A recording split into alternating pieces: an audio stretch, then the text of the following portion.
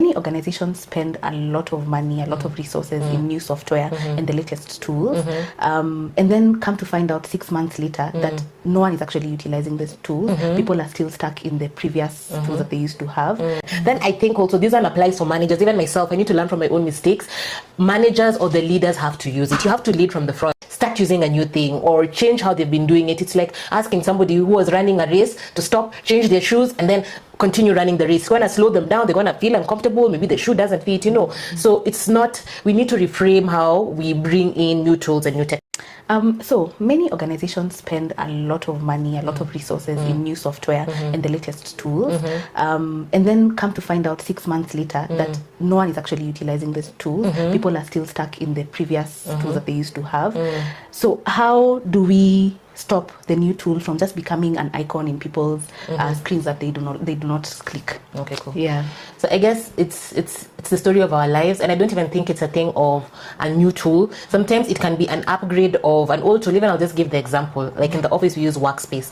Every day they're coming up with like new AI features on Gemini, on Workspace.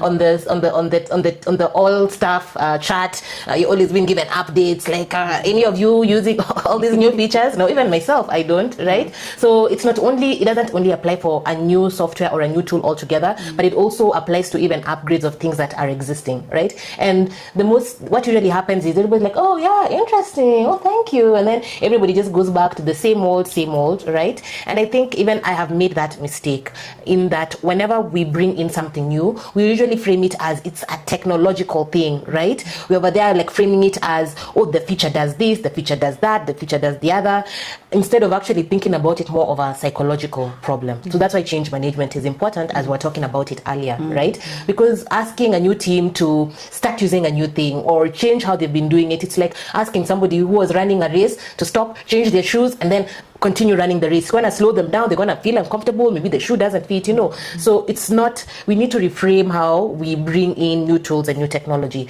And I think the first thing is you need to stop selling the features and you need to start selling the relief. You need to start telling people, okay, the dashboard's going to give you powerful analytics, blah, blah, blah, blah, blah, blah. Like nobody cares about that. You need to tell them how with this, you're going to spend fewer hours in the week doing this. You won't have to chase people for updates, or you won't have to do manual reminders because it will do automated reminder. So learn how to use it. So you need to start selling what value this new tool is going to give people, how much time they're going to get back, how much frustrations that they're going to save. So, and adoption happens when an individual realizes that learning the new thing is going to be way easier than staying with the old tool.